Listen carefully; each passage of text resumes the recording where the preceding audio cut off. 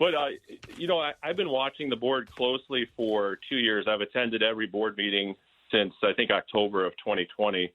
And, I haven't liked what I've seen. And I know that I'm eminently qualified to be on that board and to make a difference based on my background. I'm a Navy veteran, 7 years as a commissioned officer, served in the Pacific Fleet. I've been a businessman for 20 years. I live in Southeast Michigan. I have 3 daughters, the oldest of which goes to Michigan State. So I'm sending a few $1,000 of my hard-earned money there every year. I have skin in the game. I think I'm the only candidate that has a child that goes there.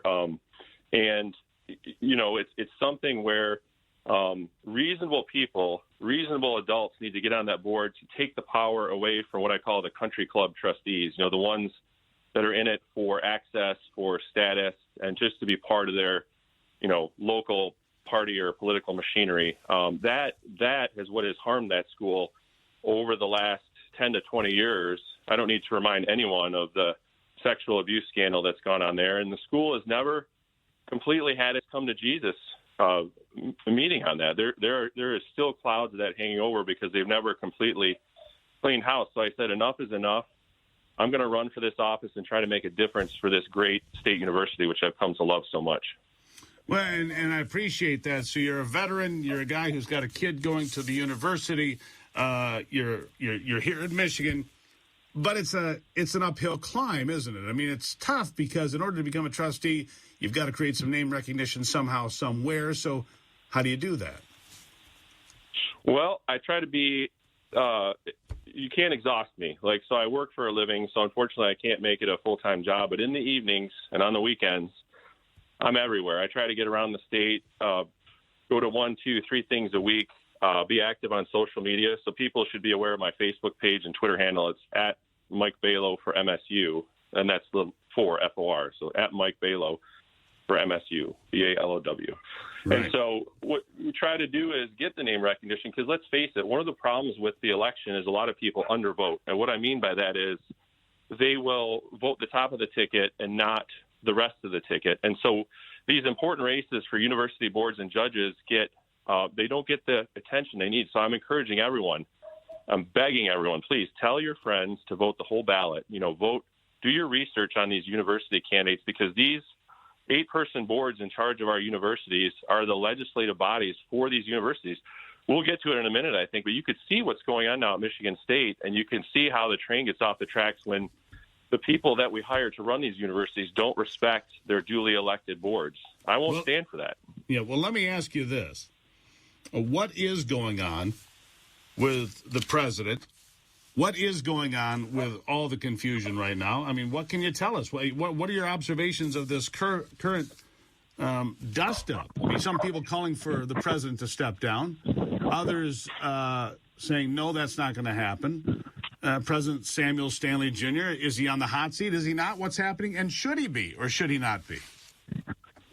Well, I can tell you what I'm seeing as I'm not on the board yet, so I'm not privy to all the information. I read the press articles like you do, but I do have my observations for the last 2 years I'm almost like a trustee already. I'm just sitting on the other side of the table. For 2 years I've been there. I've spoken to them. They all know who I am. What is going on is indicative of what I believe the president is capable of. I watched him. Right now he's coming under great fire for mishandling Title IX sexual assault investigations, right? There's some pretty concerning reports that coming out of East Lansing, that he falsified reports last year in 21, didn't inform the board of Michigan State's shortcomings from what they call the Office of Institutional Equity. And as a father with 3 daughters, nothing could concern me more. I mean, what's the one thing you'd want to get right at Michigan State in the wake of the Nassar tragedy? It probably would be handling complaints of sexual assault. If we find out that this president falsified reports, as the investigation, I'm sure, will conclude soon, then I think he's got to go. And I can tell you this, and this comes from firsthand knowledge. I saw what he did to some great student athletes in the fall of 2020. He along with the then athletic director, Bill Beekman, decided to eliminate the Michigan State swim and dive team, which had been around for 100 years. They're the only school in the Big Ten now, other than Maryland, with no swimming. And the reasons they used were complete nonsense. They said the pool the kids had wasn't regulation.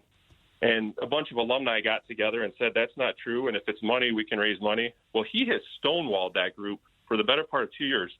And he has brought the university into a Title IX lawsuit, which is separate from the Title IX issues he's coming under fire for now. And he spent $750,000 of university money on that, and he's prepared to spend $2 to $3 million more. And you consider it reckless? On the neck of, yeah, it's reckless. It's reckless. Yeah. Yeah. Mike Balow. He's leading that university into the path of ruin. Yeah.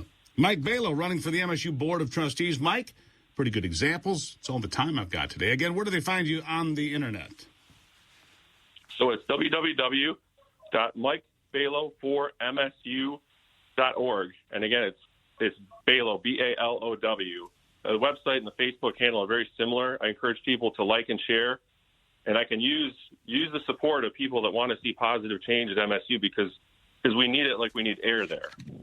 I appreciate it. Mike Balow, thank you for being here. Thank you, sir. Have a great day.